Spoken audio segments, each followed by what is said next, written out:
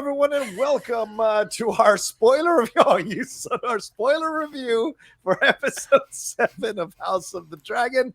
Already, one of us is taking shots at the show and liking on the show. I'm not going to say who it is, but I think you can figure it out. We are here to do a spoiler review for this episode, Driftmark of House of the Dragon. Going to jump into it and get into all the intrigue, political drama, and the shade that was thrown all over this episode for sure. We are the Geek Buddies. I'm just going to say that. Let's introduce ourselves. John is so thrown off. I know, I'm totally thrown off. As if recapping this wasn't going to be difficult enough. Now he throws me off as soon as we start. I don't know what you guys are talking about. I mean, I think this is a creative choice on my part to light myself this way for Geek Buddies this week. Let me adjust my screen to vivid, and then we'll be fine. I am the Outlaw John Rocha, writer, producer, and host here on the Geek Buddies. Mike? I am Michael Vogel. I am a writer and producer of animated TV shows and movies, and a big fan of lighting. Shit. And this is Shannon McClung. I'm an animation writer and a television actor, where I saw this week's episode fine. I don't know what's going on with my TV that I saw everything perfectly. Yeah.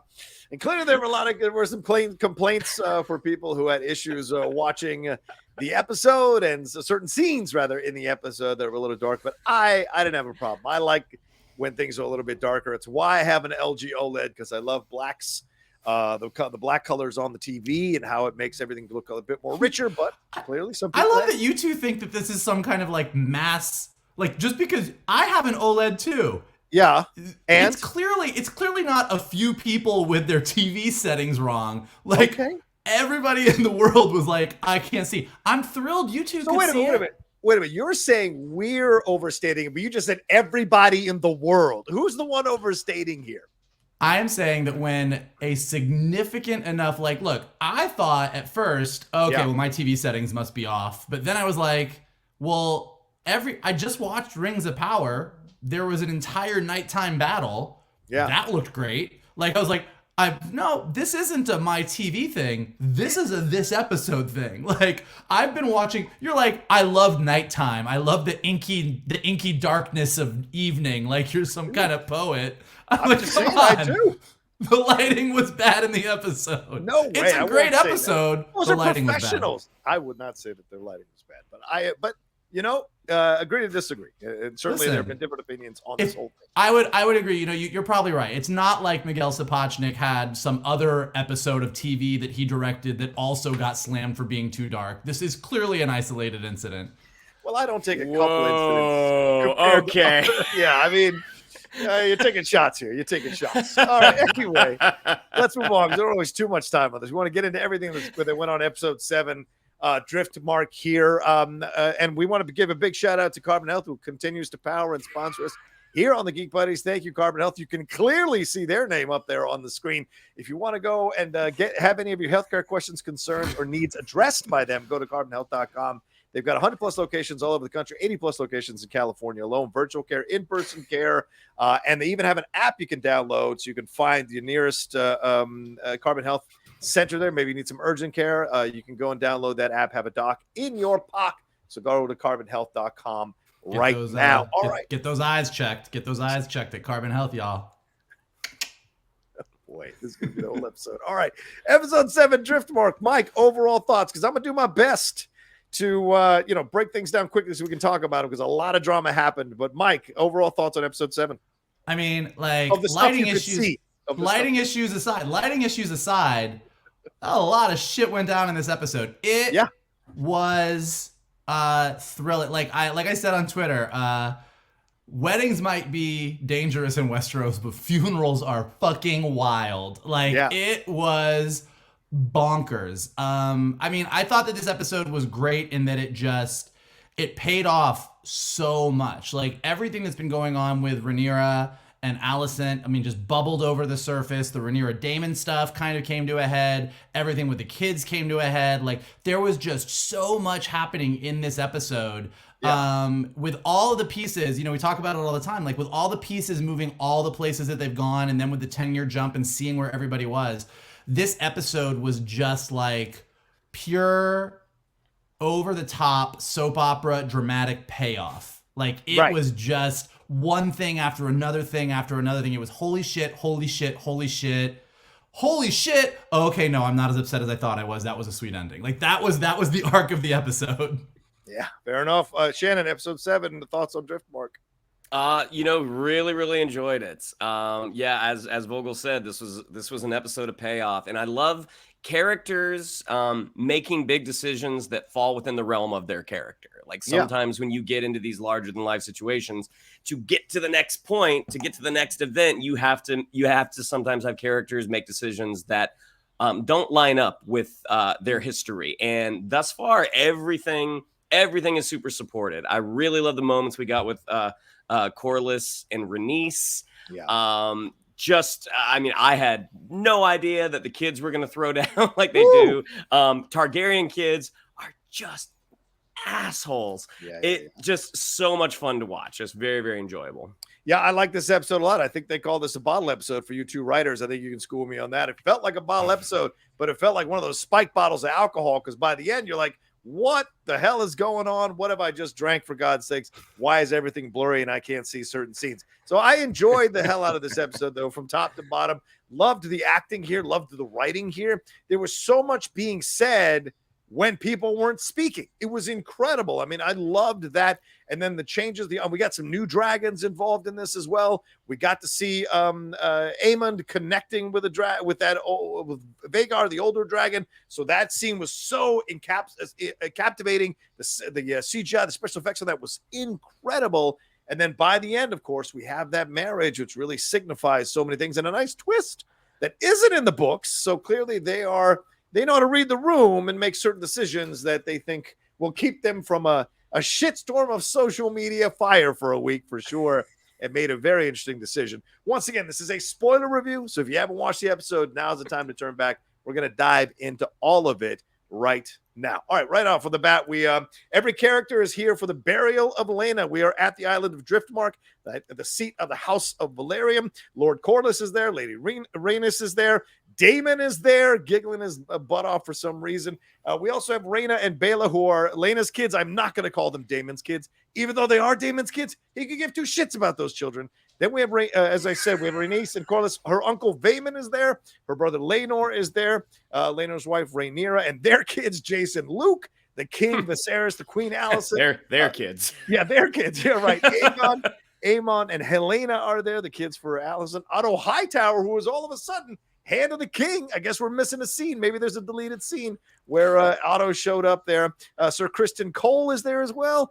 Sir Qarl is there. Qarl, and lurking around every corner, pinned to the wall, Sir Larys Strong is there as well.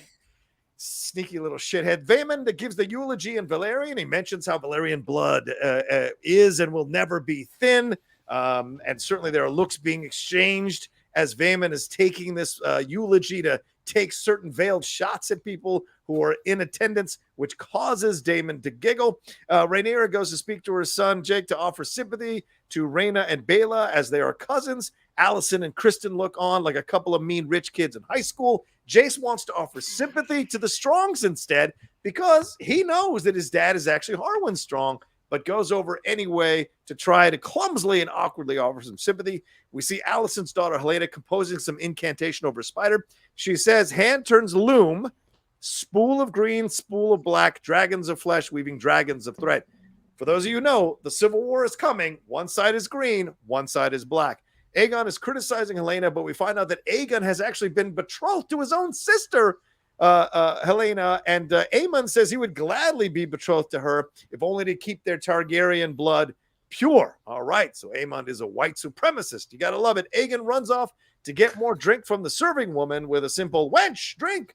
Larys is there watching Alicent, as I said. He is now the new Lord of Harrenhal, which we find out. One of Laena's daughters holds Jason's hand as he tries to awkwardly offer sympathy. Corlys is speaking to Lucerys and to Luke, I'll call him Luke, and tells him that his seat in the High Tide Castle will be his one day. But Luke says he doesn't want it because if he is, it means that everyone is dead. Is that foreshadowing? I don't know. Rhaenys ignores Rhaenyra when they have a weird moment in the room and walks to her granddaughters instead to hug them. And I imagine she's ignoring her because she knows Rhaenyra is not sleeping with her own son. Rhaenyra and Daemon exchange some looks throughout the whole ceremony here. And as night falls, we see Laenor in the water in an almost trance of grief, swishing or moving back and forth, rather looking at the water as the water swishes around him. Corlys goes to Qarl to tell him to get Laenor out of the water. Viserys talks to Daemon and wants him to come back to King's Landing. What the fuck is wrong with Viserys? Apparently, you can try to assault his daughter sexually, and he still wants you to come back and be part of the kingdom. Daemon refuses the offer, walks off, not before he has an exchange with Otto, comparing Otto to a leech wanting another meal. Viserys walks by Alicent and calls her Emma, which we haven't heard in quite some time. So clearly he's getting older and forgetting things. Kristen is assigned the Night's Watch. Aegon, we see later, is smacked by Otto, who sends him to bed as Qarl brings back Laenor, sends him to bed. Aemond is watching all of this as he hears a dragon roar. Michael, I go to you first. Woo, a lot happened at this funeral and a lot happened at the after funeral. Lord Almighty, what do you think about all this? I mean, all I can think, the holidays are coming up, and I know that a lot of people are going home for Thanksgiving dinners, and those tend to be, supercharged depending on your political beliefs and your family's political beliefs. And I was like, well, this funeral trumps everybody's Thanksgiving dinners. Nobody's going to have a Thanksgiving dinner that's close to what's going on here. It's like I was saying at the top, it was great because you're right. It was almost comical the way that nobody was saying anything, but it was just eyes were darting. Like, had you just scored that differently, it would have been very hilarious. It was like, dun, dun, dun, dun. But because we've been along for this ride and we know the subtext of every single glance, it was thrilling. Like Rhaenyra's checking out Daemon from across the way. Daemon's looking over here. All the kids are dealing with their stuff. And I just kind of felt like they nailed every moment. Kind of to Shannon's point, everybody was acting in character here. Everybody was doing what you would expect them to do. So it kind of set the stage for where we were going to go. It was, when you compare this opening scene to the scene that we get later in the episode after everything goes down, where everything bubbles over the surface, this is just the tension scene. This is just, let's define where everybody's tension level is. A couple things that stood out to me. I just think, look, Rhaenyra's kids are good dudes. They just seem like good dudes. Like they're not the toughest. They're not as shitty as their uncles. Is that right? They're uncles? The other I think so. Yeah. Uncles. But they're not as shitty as those Targaryen kids. But they're just nice. They're dealing with the truth of who they are. But just the way that was it Jace who goes over and holds the girl's hand, like, they're just good guys. And in a show where everyone is shown at their worst at times, and especially in House of the Dragon, where everyone's issues are on display. Like, they just seem like you're kind of just rooting for these kids. I know we're getting a time jump in the next episode coming up where we see them as older, and I'm really curious to see where they go. I'm curious to see where Viserys goes. I mean, is this skeleton with hair on it? Like, what's the next shot? I'm really worried for the man. I mean, he's gonna start introing each episode of Tales of the Crypt. He's ready to rock. The curious case of Viserys Button. That's what it looks like to me. But yeah, go ahead.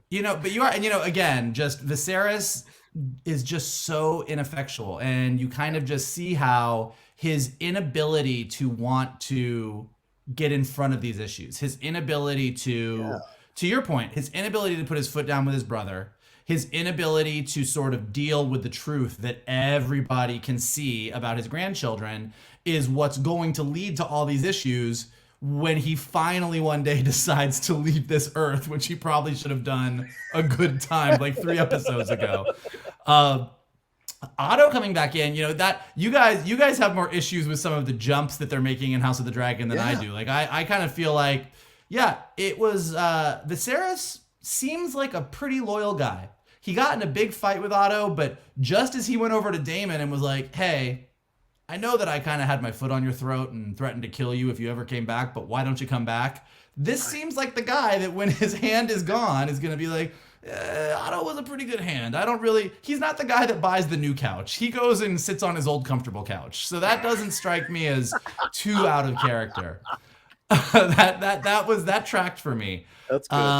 And I just love that, I was reading, I think it was The Ringer or some article was saying this, that, a lot of times what TV shows do is they use the big event at the end of an episode. Like you have everybody talking about, oh, we've got to go to this wedding, funeral, dance, celebration, and you see what everybody's issues are. And then when you get to the event, that's when the issues come out. And here you just went right in on that funeral and just forced every major character that we've seen in the show up to this point into one space together, and it was a powder keg. Yeah, absolutely. Shannon, what stood out to you? As Michael said, absolutely a powder keg, or at least you're seeing the gas being laid on the ground leading to the explosion, the fireworks dump. You can certainly see it in this scene because, this is great. Everybody gets brought back in, and remember, it's been a few years since some of these people have seen each other, including Daemon and Rhaenyra. So a lot of old shit needs to come out here and get talked about. What did you think about all of this? Something that the show does really, really well is introducing a character and making us feel one way, and then within an episode or two, it's a complete 180. And it's the same thing that they did with Game of Thrones. Granted, with the books that, we started off, Jaime Lannister was the most horrendous being we could ever fathom it existing. And then in a couple of seasons, like, Jaime's a hero. Aemond Targaryen, even in the beginning of this part of this episode, like the way he's introduced is this is the kid that didn't get a dragon. He just seems kind of sad. So as an audience, we're kind of on it. We kind of feel bad for him. Like, that poor kid. That sucks. Oh, yeah. And then you see the way that Aegon is talking about how he has to marry his sister, which, is pretty freaking weird. Yeah. But Aemond being like, no, I would do it because that's what we're supposed to do. That's our duty. And it's like, he's a good guy. And then when we get to the next part, it's like, oh no, you're a piece of shit. Yeah. Love the moment between Corlys and Luke. Yeah. Where like Corlys, even though he's not a fool, like he understands that these kids are not his blood. But you sense a genuine affection that he has. And they're able to do that in a very short amount of time where he's telling him like, look, this is going to be yours. And Luke's saying, I don't want it. He's like, that means everybody's dead. And so even though Corlys could be a thorn in the king's side, like watching his interactions with his family, it's like, okay, I actually sense that this guy's real. Like this is a good man who is in sort of a extraordinary circumstance. I can tell Vogel didn't agree with me on that. Yeah, Rhaenys might have some words to say to you about that. But yeah. Sure. But I think that's what Steve Toussaint, the actor who plays it, he does such a great job, because at what point is it like he's acting out of love or he's acting out of self-interest? Right. He does such a good job, because at this point, like as an audience, we're kind of being told what it is, but it's very hard to suss that out, because it's like, I believe everything that this guy is saying. I love the eyes darting around, everyone kind of like, are we going to talk about this? We're going to talk about that. Freaking Larys hanging out with it. Even Sir Kristen, who at this point, the audience is like, yeah, you're a bad guy. Even he's just like, hey, that creepy fuck has been staring at you this whole time. Like, it's just wonderful game piece placement. Yes. Where it's like, we've got everybody here. Let's see what happens. Yeah. Kristen Cole saying, I know I stare at Rhaenyra a lot, but he's really staring at you, Alicent. It's a little uncomfortable. You should take a look at this. Yeah, I think you make an excellent point, Shannon. Chess placement of all the role. You're seeing where everybody's going to be, because we're about to start moving the chess pieces, and it's going to be a hell of a game for sure. Even Otto says now you're learning how to play the game later on in the episode, really putting a kind of a button on it for sure. All right, let's move on. We'll actually take a quick break and move on to the next section of the show before Michael has to warn me. I'll be right back. I'm trying to get better, Michael. I appreciate it. All right, let's move on to the next section. The gentleman that Shannon was just now fawning all over, Corlys, is taken a task by his wife Rhaenys, who is talking to him and saying about how Laena wanted to come home, and she's kind of blaming him because the Pentosi masters didn't do a good enough job with her, that they could have saved her, but you didn't let her come home. And he's saying the gods are to blame. And she says, well, maybe it's your pride. And she calls him out that Corlys wanted the crown and wants their heirs to have a stake in the lineage of sitting on the Iron Throne. He tries to defend himself, saying, well, you were wronged and I'm fighting for you. And she's like, no, don't be ridiculous. I let that shit go a generation ago. You're the one still holding on to it for your pride. He counters that he is seeking legacy. And we realize that they are just not built the same. And then she says to him, I want Driftmark to go to Baela and bypass Rhaenyra's children because she knows they're not their blood. But Corlys counters, saying that history does not remember blood, it remembers names. So he refuses, which I imagine will cause some division between them. Rhaenyra and Daemon are now walking. We cut to Rhaenyra and Daemon walking on the beach. By the way, they're walking on the same beach that she walked with Laenor, I think in episode 3, but they are walking in the opposite direction. Symbolism. Rhaenyra shamelessly says that her marriage is a farce, but she at least makes an effort to maintain appearances. And I wrote, what? You're having children with another man where it's obvious by all appearances that you are not maintaining appearances. Anyway, she's almost complaining that she was named heir, says that to her and Laenor tried to conceive, but they never made a baby. She says it felt good with Harwin strong to be desired, and she regrets letting Harwin go to the Riverlands. She talks of the Heron's curse, which Daemon kind of scoffs at, and she doesn't think that Alicent is capable of cold murder, clearly going to the school of Michael Vogel and Shannon McClung. Daemon disagrees. Rhaenyra complains that he abandoned her. This is so weird, and that her life turned to shit without him. And he says, I didn't think my life turned out. And this leads to them having this slow moment, and then boom, they start making out, and later they're having sex on the dunes like pina colada. We move to Aegon, who is watching Vhaegar sleep. Is he going to bond with this dragon? Is he not going to bond with the dragon? And then eventually, after a couple of exchanges and him speaking in Valyrian, he climbs on top of Vhaegar, and then Vhaegar takes off. Aemond is holding on for dear life. If you've seen Top Gun Maverick, you've seen this scene as he learns how to ride Vhaegar. He's absolutely losing his nut here. Great special effects and a great music cue to end. And then Aemond comes in cocky after his ride, is met by the kids, Luke, Jace, Rhaena, and Baela, who have been woken up here by him riding on Vhaegar. Rhaena is mad because she thinks the dragon should have gone to her. And then a fight breaks out between them all, and it leads up to Aemon's eye being taken out, or essentially cut up, and it's broken up, and they all are brought before the king. So let's stop there. Shannon, I go to you. A lot in this section here with a lot of interesting exchanges here between Rhaenys and Corlys, her calling him out on his ambition. Then we're seeing Daemon and Rhaenyra finally consummate the will they or won't they situation, and another consummation, Vhaegar and Aemond. So what's your thoughts on all these scenes here in this section of the show? Well, back to the gentleman that I was fawning over, Corlys. I love the scene. The scene. It's a great scene stuff. Because, again, Rhaenys has a point that, like, I let this go a generation ago. Why can't you? And like he wouldn't, like, if she had gotten the crown, I don't believe he would have been the king. Like, he would have been the king consort. King consort, yes. So even though she's like, you want the throne, he's thinking of legacy. He's thinking of his kids, of his line. Yeah. So even though, like, yes, he's doing things for the wrong reasons. Like, it's not from a self. I don't know. It's like, it's not from a selfish I think place. You're trying to defend him and you can't find the words. He's doing what he thinks is the right thing. There you go. And that includes, like, Rhaenys, especially looking at how Viserys has reigned and how ineffectual he's been. Rhaenys probably would have been better at this job. So across the board, things would have been better. So, but I do like how she came back at him, that she's just like, this has cost our children now because of your ambition. And, these kids, those kids, those are those are not your blood. And the whole, it's not, history doesn't remember blood, it remembers names. So it was just, again, just a really, really great scene. The whole Daemon Rhaenyra romance, I imagine that's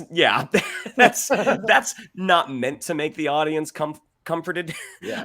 So that scene, I was just kind of like, she's really dug him all this year. Man, I do not get the Targaryens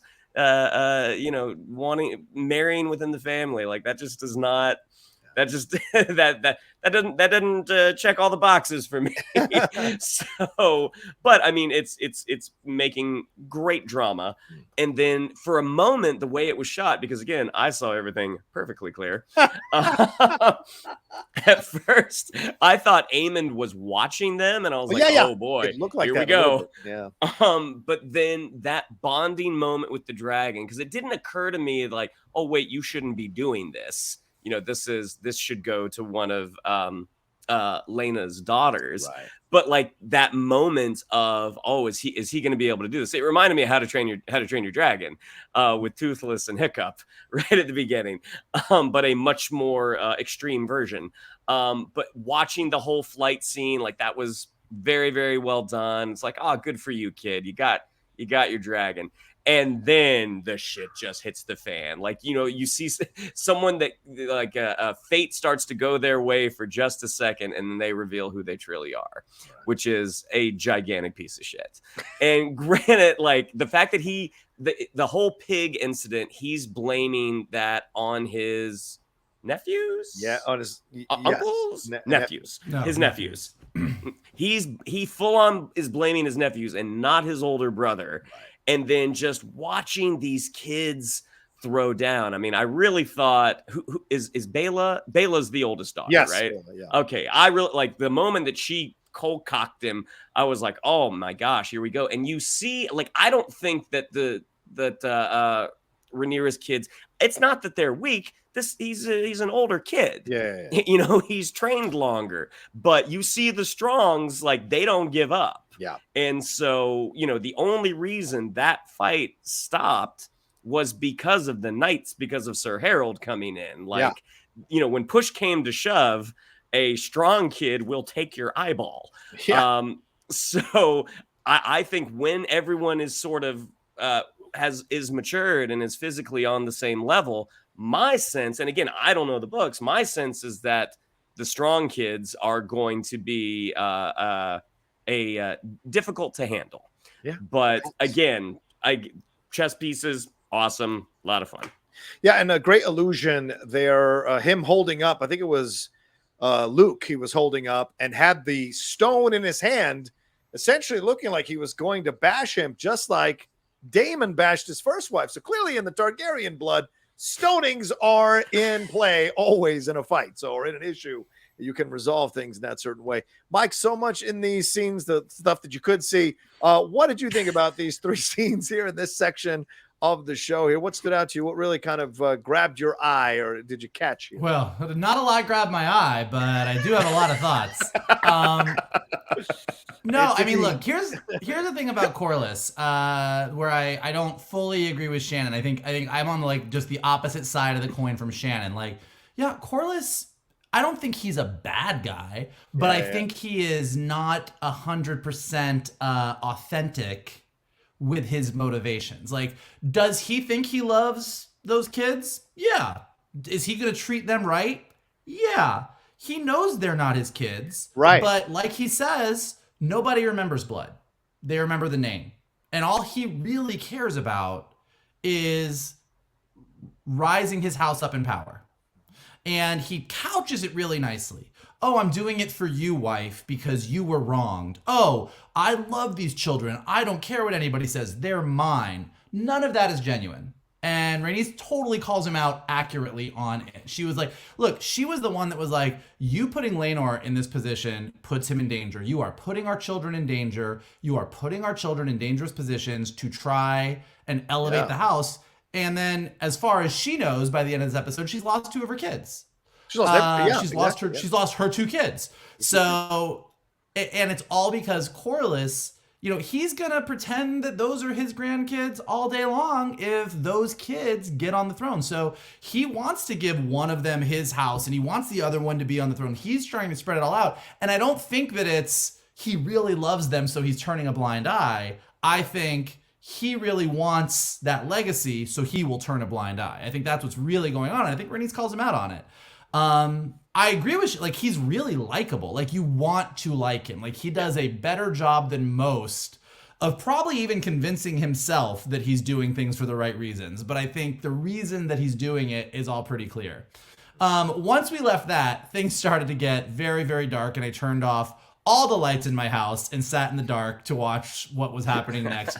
And by squinting and listening very carefully, I picked up on most of it. Listen, I don't know what to tell you. I'm glad you two are the two guys in America that could see what was happening.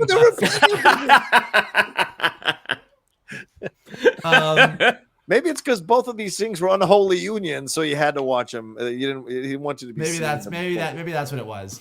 As far as Rhaenyra goes, I'm slightly more sympathetic to Rhaenyra, I think, than you are. As far as her and Laenor, they tried to have a baby. Clearly, brother's a gold star gay and was not feeling it for Rhaenyra. It was not in the cards for him. So they tried, and so now you've got this woman who has a husband. She knows exactly what her husband is about. She is accepting of that, and he's not going to have sex with her, and she's expected to produce heirs. What do we expect her to do? Sit and be a nun and never have a baby? Not going to make her happy and not going to make the kingdom happy. As the queen, she needs to have an heir. And I think it's important. They're not creating a relationship with Rhaenyra and Laenor that is contentious. They're not creating a relationship that is, she resents him. They were very open from the get-go. So I think it puts her in a bit more of a sympathetic position. As far as her and Daemon goes, look, she's clearly had it bad for him from day one. And putting aside the creepiness of it, those two have always had a bond that nobody else had. From the very first time that he walked into the throne, when she walked in and found him in the throne room sitting on the Iron Throne, and they're both speaking to each other in High Valyrian, they had a way of communicating with each other. They saw each other in a way that nobody else in the family did. And so, as creepy as the Targaryens are all going to marry each other vibe of it is, they've done a good job of going, these two see eye to eye. These two are on the same page, and both are, I don't mean this in a moral way, but I mean just from a World of Westeros power way, they are both better versions of themselves when they are a team. Good point. They work well together. I'm not saying they are good people when they're together, but they work really, really, they work really, really well. When you look at the relationship, Alicent and Viserys is not a relationship that anybody's going after. Daemon and Laena, it's like he said, they got along well enough. It wasn't a bad arrangement. Laenor and Rhaenyra, see eye to eye, good communication, not what you would call an epic romance. And Daemon and Rhaenyra together, you're this works. It's creepy and weird, but it works. I agree with Shannon. How to Train Your Dragon vibes all day long with Aemond. And again, at this point, you're kind of rooting for him. He was a little bit of the underdog. The whole sequence was great. I do love, Game of Thrones is all about the drama and the backstabbing and all of the soap opera stuff that we're getting right now with House of the Dragon. But it's also about big fucking dragons. Mm-hmm. And I think they really, really delivered. It was also a thrill because you two don't know this, but the second that Vhaegar opened his mouth and spit fire, everyone else in America was like, oh, thank fuck, I can see again. It was as soon as they took off and there was a moon in the sky, it was okay, that's a dragon. Cool.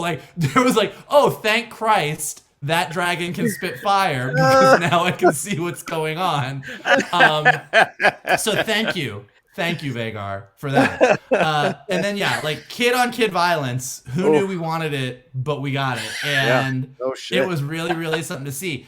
Well, especially because, you do, to Shannon's point, that's fucked up. Going after, look, if those girls had gone up and tried to bond with Vhaegar and he wasn't having it, cool. Vhaegar's open territory, but he did kind of sneak off and do that on the day of Laena's funeral. Yeah. Like, that's a hell of a thing to do. So the fact that the girls were so upset was great. And then this is that moment where Aemond as a character can either go, I really apologize, but it's happened and I can't take it back. Or he could be like, hey, maybe you should get a fucking pig, which is what he did. So he did not handle that great. And yes, I actually agree with you, Shannon. I just think that Rhaenyra's kids, I think their disposition is sweeter. Like, they have a more emotional side that Alicent's kids clearly do not have. And also, Sir Criston did not train them as well. Like, that was made very clear. So I do agree with you that when we see them in a few years, which is what we're going to see next week, I imagine they're going to be way more ready to go toe-to-toe with their uncles. It'll be interesting to see. But yeah, that fucking knife swipe, whoo, when his eye started dripping, I was like, oh shit, shit's about to go down. This is about to get real. I don't think I was even prepared for how real it got, but I was like, shit's about to go down.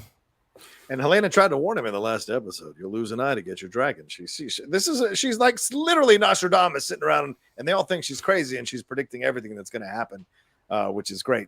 Loved everything here. The Corlys. I mean, it's great to see two actors get a chance to kind of really dig into a scene, and certainly Corlys and Rhaenys going at it was so fun. This is why you cast two actors like this, Eve Best and Steve DeSantis, so they can go and have some fun with this dialogue and play the levels of the emotion. You know, when she's like, speak plain, husband, no one else is here. We know what the fuck is going on with these kids. You know, it's all of that is here. And I love that they're playing all the levels as they're going back and forth. And she calls him out, and she calls out his pride, as it would happen, because he does respect her as his wife, as an equal, right? He may have his ambition, but the way she speaks to him lets you see that they are equals in their marriage, which is great to see. That's a really good point.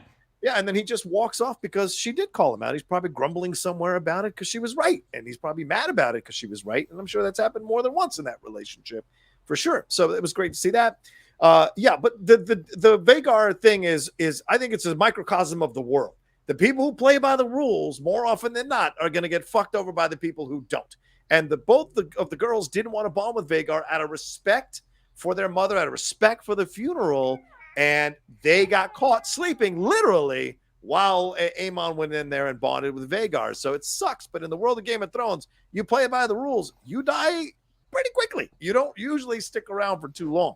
And then the other scene with the kids, I mean, that's some great fight choreography because that's how kids would fight. And so it was so believable as opposed to looking like a slap happy thing. It was very clear who the status, and the girls were getting as good as they got. They weren't afraid to have a kid hitting a girl. Like, these are kids. Kids don't care about gender when they're fighting at that age. They're just fighting. And so you saw it. It was so believable to see that. And when they were all ganging up on him, I was like, oh shit, what are we getting? And then when he fought back, and then that was a desperation. But you're right, Mike, you bring up a point. The Strongs don't quit. And Shannon, I think you said that as well. The Strongs don't quit. And I think that was a great little precursor or foreshadowing of how they're going to be as we do this time jump in all the situations to come. So you respect that for sure. All right. Well, it's funny. Well, it just made me think of something like where you were talking about, like, this is how kids fight.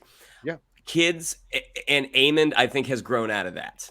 And I think that's what makes him even shittier he's the oldest one, and he's the one that should know better. And he was the one that escalated things. Right. But also, I think, and in one way that kids don't fight, I think there's one. I think you're right. I mean, I think they did a great job, and it felt very real, and it felt very like, yes, this is what kids this age would do. Except that, as soon as whichever one of the kids grabbed the rock, and then pulling the knife after that, but like it was like it escalated for like these aren't kids who are in like we're fighting on the playground, but we're not real. Like, we're fighting because we're all upset, but we're like these kids were like, I will kill you. Yeah, like there was death. Death was in the room. It was like it was happening. Yeah, because they're being raised in this world. If they were raised in our world, they maybe wouldn't grab a rock or a knife or anything. But in that world, it's all in play. It's all in play. All right, let's take a quick break. We'll jump into the last sections of the show right after this. Nice. All right, I'm going to speed through this as quick as possible because I know we have some hard outs here. All right, where did I leave off at? Okay, so now everybody's brought before the king. Just like one of the worst Worst effing family get-togethers. Everybody is bought before the patriarch to defend their side. Alicent defends her kid. Alicent defends Aemond, saying that he was attacked and ganged up on by all these kids. Corlys and Rhaenys show up to protect the two Laena's girls. Then Rhaenyra shows up after her tryst with Daemon all of a sudden and runs in to protect her boys. Her kids revealed that they were called bastards by Aemond. Alicent tries desperately to keep the king from asking him where he heard such a slander. Yeah, he finally breaks down and says it was Aegon, and then the king grills Aegon, and Aegon says, dude, everyone fucking knows, guy. Everyone knows, kids. Everyone knows. Then the king demands that they all apologize to each other because this infighting needs to stop. By the way, it's so funny. The kids fighting is a microcosm of the adults doing the exact same thing, but in a higher level. But they're doing the exact same goddamn thing. Alicent asks for one of the eyes of Rhaenyra's sons as a payment for Aemond's eye. The king refuses. So she goes over his head to ask Criston, who says he will do it. The king stops her and says that anyone who questions the birth of the children, of Rhaenyra's children, will have their tongue taken out. Alicent flips out, grabs the king's knife, and it's the knife that's going to be used multiple times through Game of Thrones, the series, and comes at Rhaenyra's kids. And they fight. Rhaenyra and Alicent essentially fight, holding each other there, and they unleash some barbs on each other that have been years in the making, years in the coming at each other, getting it all out. And then eventually Alicent slashes Rhaenyra, essentially drawing first blood in a civil war. And then Aemond steps in, a little late, son, and says not to mourn him. He lost an eye, but he got a dragon in the end. Then doesn't give a fuck. Doesn't give a fuck. He's like, hey, did I tell you guys? I got a dragon. You're like, read the room, dude. I got a dragon. Then we cut to later. Alicent and Otto are speaking. She is saying that she disgraced herself, but Otto will have none of it. He lauds her actions. He gives her advice on how to win the king back. You know why? Because he knows Viserys is a softie, and if you just wait him out, he'll eventually forgive you. And he lauds Aemond's actions, saying that little rebel got us Vhaegar on our side. And it's like getting a good draft pick in the first round, essentially, is what he's saying, as we're leading to this civil war that is coming. Rhaenyra is getting stitched up. Laenor shows up here, says he should have been there, feels guilt over his sister, feels guilt over not protecting the kids. He does say he loved the kids. He loves the kids, but he has failed her. And he says maybe he didn't love them enough. He says he hates the gods for making him as he is, but she says she doesn't. He is an honest man with a good heart. Brings up their arrangement. Qarl says he tells her that Qarl is leaving to fight at the Stepstones. Laenor recommits himself to her. Talk about not reading the room, Mike. Just as she has opened the door to Daemon being her lover, and as we'll see, eventually her husband. Alicent and Viserys are in the carriage heading back to King's Landing. She tries to apologize. He'll hear none of it. Corlys and Rhaenyra now look on from different places in the castle as the king's ship sails away with the dragons flying behind. 3 dragons leave with it. 2 we haven't met. Sunfire the Golden, that's Aegon's dragon, and Dreamfire, Helena's dragon, is there. So I'm sure those are going to come into place. Now we have 8 fucking dragons, people. Put it on the list. Larys comes to talk to her as Daemon comes to talk to Rhaenyra, and Rhaenyra talks about the power of fire. Everything Targaryen is owed to it has come at the cost. The sea offers an escape while fire is a prison. Larys comes to Alicent's side, who you two think is so innocent and would have never done that. He offers to take an eye to balance the scales. She says no at this time, but says his devotion is not gone unnoticed, says the day will come when she will require such a friend with his skill and discretion. Rhaenyra says she needs Daemon, and as Aegon needed his sisters, nice illusion, because she wants him to marry her, so her claim will be even stronger. He says we cannot marry until Laenor is dead. We got the Daemon talking to Qarl and essentially plying him with money and gold to kill Laenor with witnesses so he can be a man of power in the narrow sea. We see Daemon, I think, kill a page. We see Qarl supposedly start a battle with and to kill Laenor. And then we see the page run off, Laenor's page run off to go get the guards. The guards come in with Corlys and Rhaenys, and they see a burned, charred body who they think is Laenor. And then we see Daemon and Rhaenyra married in some Targaryen ritual with a lot of blood, with the kids looking on. And then we see a bald-headed figure running down the beach in a hood, jumps into a boat with Qarl, and it is Laenor, and they are rowing off to have a beautiful life somewhere in the narrow sea. Vogel, woo! So much Please break it down. What's your thoughts? God, I mean, listen, Kit, you thought kid fighting was great, and then this scene happened. I was clutching my pearls every 2 seconds for this entire scene. It was thrilling. It was thrilling to watch all of this bubble over. Like, totally. It's great. What Game of Thrones does so well is there's so much, or what I should say, what House of the Dragon has been doing really well is there's so much being said without things being said. Everybody is not saying things. Otto Hightower doesn't want to say, I saw Rhaenyra and Daemon in the whorehouse. Alicent is like, even implies that those aren't Laenor's kids, and Viserys is like, I'll have none of it. Like, no, like, you know, like every single one of the characters is like, ooh, they'll do little barbs, but they won't just come out and say it. So then when you have a scene where it is just all out in the open, you know, when Rhaenyra's kids are like, they called us bastards. And Viserys is like, who said this? And they're like, he did it. And then it was like, he did it. And so, yeah, when Aegon is like, yo, grandpa, everybody knows. I was like, like there was no getting away from it. And then Viserys still tried to get away from it. And he was like, nobody's going to say this. We're all putting this behind us. That's it. And like, he wanted this to be done. And he like, and for the first time, Alicent was like, that is not enough. Like, my son lost an eye. We cannot, this will not stand. And the fact that it's Viserys' son. Like, Viserys' son got his eye sliced, and he was like, y'all, let's go to bed. It's been a day. Like, he didn't even want to touch it.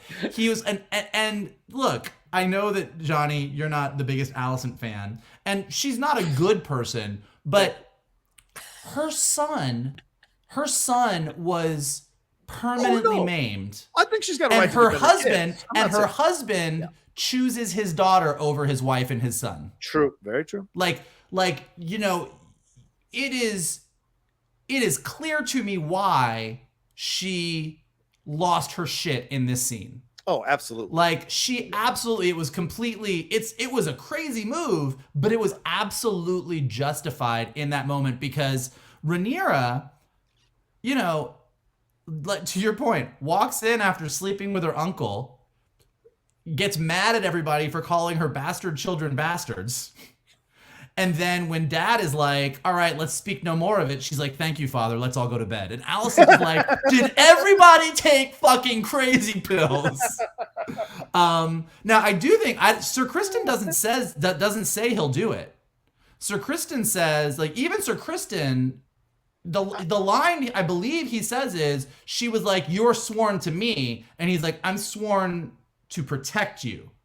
Like, he doesn't say, I'm going to do it. Like, he makes it really clear. He's like, he looks at he reads the room. I heard as you wish, but you might be right. He says, I'm sworn to protect you. Basically, he says, I will throw myself on a sword to keep you alive, but I'm not going to go slice somebody's eye out for you. That's especially a child. I'm good. And again, I think that is also why she ends up like pulling that knife. And then when those two are just locked with each other and, you know, she's just like, you're so entitled, and she's not wrong. And then Rhaenyra's like, well, now everybody sees you for who you are, you know, wrapped in all of your honor and this and that. Like, everybody saw you just tried to stab a kid. So you crazy bitch. Like, it was just absolutely thrilling. Like, it was hard for me to even focus on anything after that scene because it was all so great. Couple things really quickly on the rest of the scenes though. Alicent, again, I think reading the scene with her and Otto, and then the scene with her and what's his name? Creepy dude, Larys. I think, to me, this is also the proof that, like, she really didn't know what Larys was going to do in the last episode. I don't think she was devious then. And I think what she does here, this is the moment where she breaks. And her dad is like, didn't know you had it in you, but I'm glad it's there now. And she all of a sudden goes, oh, I thought I was going to get yelled at. I thought I was, like, she's been yelled at her entire life by her dad. Yeah. And now the first time that she thinks she went too far, her dad was like, there it is. Yeah. There it is. And then the very next scene, Larys comes up to her, and John, to your point, now she goes, last week she was like, I can't believe you did that. I never wanted that. That's not what I wanted. Now she goes, I might need a favor at some point in my life. I'm going to come back to you for that favor. and like, you're like, all right, cool. I see where this is going. Then Rhaenyra and Daemon talking, I was like, after this lovely scene with Rhaenyra and Laenor, where it was like kind of really sweet, and he was like, I'm gonna try my best, and she was like, you're a good dude, and then she was like, hey, I want you, and he was like, well, Laenor's gotta die, and she was like, I know, and I was like, these fucking Targaryens, this is some bullshit. And then they had me hook, line, and sinker. Like, given who Rhaenyra and Daemon are, I fully believed, I was like, well, let's watch these two turn these two gay men against each other, kill this poor gay guy. This is some bullshit. This is some I am so mad about this. I don't know. I'm these two, I can't get on board. And then I was like, oh, you know what? Like, sure, Daemon did kill an innocent person because they needed a body, so they're not like good people. Right. But I was like, that was, you know what? I'm glad that Laenor got his little happy ending. And to your point about the books, John, I have, as I've said, I've not read the books, but I did read enough to know the way that these books were written they're written as histories. They're written as from the perspective of the maesters and some of the body storytelling. But so yes, in the books, it does say that Laenor died, but given what we saw here, that is also what the books would have said. So technically this doesn't like go against what's in the books because the books are because the books are purposely written to be definitive that he dies. They're not definitive how. No. What my point is, if you were writing a history of Westeros, you would write that Laenor definitively died. That's what would be in the book. So what they're doing with this show, I mean, I was reading up on it because you just keep spoiling stuff every week when you talk about the book, so I had to get a little bit ahead of it. But but no, like, so even like Rhaenyra's children absolutely not being Laenor's. Like the way the books are written, it's maybe implied, but it's not 100% certain. So because the books are written as official histories within the world of Westeros, it does give you that wiggle room. And what they did with Laenor is some pretty significant wiggle room, but I thought it was nice. As somebody, I was reading some article that they were like, Game of Thrones is the only show that can give you a plot twist that's happy, and it's surprising because so few happy things happen, but I will take it. Their history does not jiggle, it wiggles. Shannon, thoughts on these last scenes here, man? I know you got the heart out, so please, what's your thoughts on these last scenes? I mean, Vogel covered a lot of it, but I mean, in terms of performance, I loved Matt Smith in this whole scene. How he's just sitting back, just enjoying the show. Like he's just leaning, being like, all right, what do I have to do? Okay, at the end, I'm going to come in here. Again, to talk about Steve Toussaint, when Rhaenyra and Alicent have had their confrontational moment, when you literally see the two sides of the board. Yes. How it's, they're on opposite sides. Steve Toussaint's look, even though it's very clear what side he's on, his look about what has just gone down and his cast was like, yeah, y'all gotta go. This event is officially over. It's time to go home. Loved the shitty when they ask where Laenor is, and he's like, Viserys like, yes, the boy's father should be here. And Alicent says, oh, he's probably out entertaining young squires. And the chuckle that Sir Criston has. That Sir Harold then looks at him like you see that death stare, which Graham McTavish is a wonderful actor. I wish we would see more of him. Like he had some great stuff in the first episode, but he's really been set dressing at this point. Like I really want to see that moment where those two are probably going to go up against each other because they're going to go with who they're probably. Well, actually, no, he would be with Viserys. No, I think Daemon is. I think Daemon is going to go up against Criston because remember, Daemon stops Criston when Criston tries to intervene in that scene. So I think that's going to be the battle. But we'll see. And I also just want to talk about the lack of expediency that the pages at Driftmark have when Qarl and Laenor start this fight, and he's like, "I'll go get the guards." They had enough time to drag this body out that had been stashed. That's true. Throw it in the fire long enough for his features to be completely burned off, and then make their escape. I mean, they're right up there with Laena's handmaidens last week, who were like all helping her have that baby, and then somehow she managed to get up and walk out of the room with nobody noticing. She slipped out. Just because we have salt in our blood does not make us fast, apparently. No, I mean, I really like the ending that Laenor had. That he and Qarl are going to go off and have some adventures together on the other side of the Narrow Sea. The Targaryens slicing themselves up as they marry within the family. It's like, yeah. I mean, you obviously Robert Baratheon did not turn out to be a good king, but he was probably right. Like, this family should probably go. Agreed. No, I loved the final scenes. Thought they were great. As Michael said, like, it was great to see them all in the room together, going at each other, and all the secrets being spilled out, all the tea. Like we said before, this is a soap opera, and every soap opera has that moment when every character shows up and all the tea gets spilled, kind of like almost a reset. And then boom, we go forward now with these new storylines, these new divisions, these new teams being laid out, and seeing where we're going to go and how comfortable these teams are and how cohesive these sides are as we build to the civil war that is going to be happening, the Dance of Dragons. And I'm looking forward to it for sure. I don't have much more to add other than that. Really enjoyed it. Great performances. Love the pacing of this. The overall feeling, and we'll get your overall thoughts real quick as well. The overall feeling I have is that I wish they had taken their time. I do wish this wasn't until the third season. That being said, I'm glad we got the episode. It's my favorite episode, I think, of the season so far. So I'm glad we got it. But if they had confidence in the show that people would receive the show well and they were going to have multiple seasons of it, I think they could have taken their time building this all out. But in the end, we got what we got, and I really liked this episode. Final thoughts, Mike? Listen, I love this show so much when I can see it. It's great. And look, I agree with you that I think this episode was just so much payoff for what we've been building, and there is a certain level of just like adrenaline rush to see all of this stuff just being thrown out on the table. I disagree with you a little bit that I kind of love the pace. Like, I love when a show is moving at such a rapid pace that I can barely keep up with it, that I am just left almost breathless because things are happening so fast, as opposed to sort of telegraphing things and seeing where things are going, but having to wait to get there. And look, I love the pace of Game of Thrones. So I'm sure had they slowed this down a little bit, it still would have been super enjoyable. But all of these giant time jumps and like seeing where things go and like the setup and the payoff, like, I'm very much enjoying it. So I'm loving the pace. Fair enough. Shannon, final thoughts? I mean, I'm in between, because I do like the big moments that we're getting.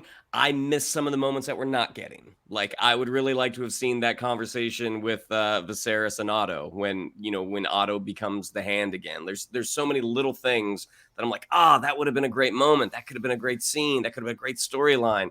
But again, like, I don't know if this is what the books do, but I mean, this is the path they're going on. And thus far, there's nothing in this that is upsetting me. I mean, again, these would have been nice to have. Yeah. The only thing from a production standpoint that to me is a little bit of a ding is the lack of aging on certain characters. Oh, agreed.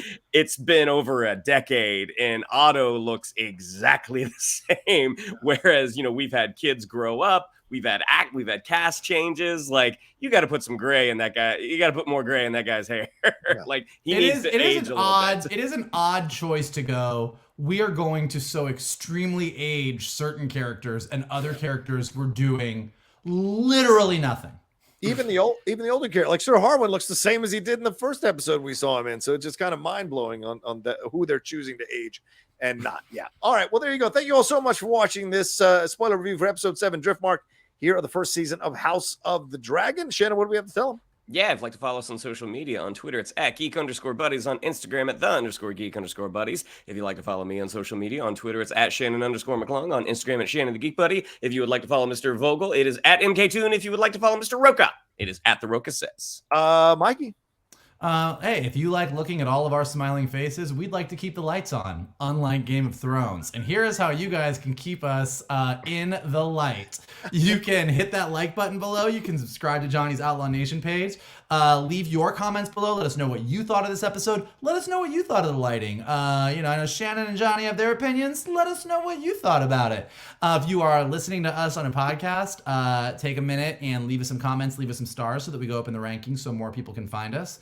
And as always, the best thing that you guys can do is retweet this video, post it to your socials, send it to your friends, and tell them to hang out with your buddies, the Geek Buddies. There you go. And of course, a big shout out to Carbon Health, who continues to power and sponsor us here on the Geek Buddies. Head on over to carbonhealth.com. Get checked out today. They have 100 plus locations all over the country, 80 plus locations in California alone. Urgent care, virtual care, in-person care, and they want to set up plans for you specifically so you can be in the best shape of your life, because you never know when you're going to have to throw down and throw a rock or grab a knife or whatever. You never know what happens at these family gatherings. So you want to be in the best shape possible in case anything does. So go to carbonhealth.com and get checked out today. All right, y'all take care of yourselves. Be well. We'll talk to you next time with another brand new spoiler review here from the Geek Buddies.